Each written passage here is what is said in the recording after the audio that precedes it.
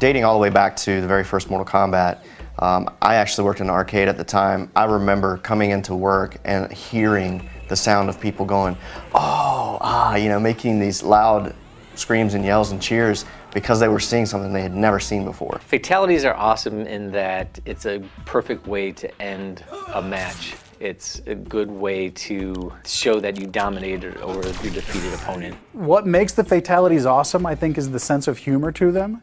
And I know it took me a while to get my arms around the mentality of them myself. And it's, you know, they're very graphic and very disturbing and disgusting, but there's an underlying humor to them that, you know, certainly is what defines my favorite ones. I think a lot of the casual players, you know, specifically pick up Mortal Kombat, are always looking up, you know, what are the Fatalities, how gruesome they are, you know, even finding out, like unlocking them through the game and stuff like that. Initially, we, you know, we try and come up with a brainstorming session, kind of get some ideas, we'll like think about stuff, and then we kind of all get together, kind of bounce ideas off each other a little bit, and kind of formulate one really great idea out of all of us. And from there, we do a couple of practices, try to figure out the timing, things like that. We go in the studio, we shoot the actual motion. From there, we take the data, process it, get it into the computer, exaggerate it well beyond whatever we shot so that we get like this really great performance with all the gruesome, brutal things that people come to expect from Mortal Kombat. So once all of the action had been defined, we would make sure that blood, any of the magic, any of the, you know, any of the other visuals that don't fall under either environments or characters would get put into the cinemas. The most fun I had was actually the one fatality actually in particular was the Kung Lao, you know, one of the iconic ones that have been used in a lot of the marketing now, when he lays down his hat and, you know, pulls the unsuspecting victim through it. Carlos is, you know, he's a huge character in the studio and he likes to keep the mood upbeat.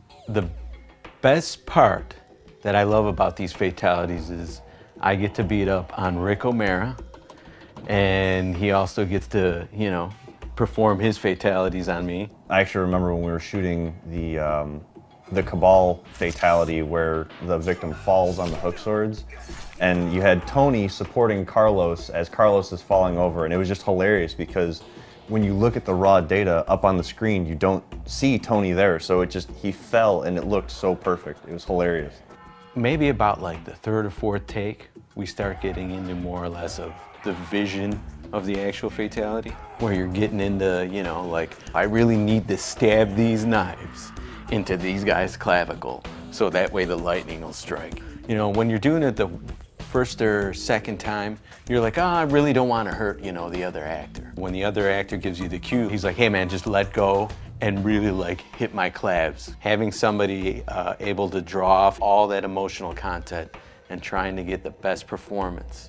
My role on Fatalities was to make sure that once everything else was in place, that we had visual effects for the Fatalities.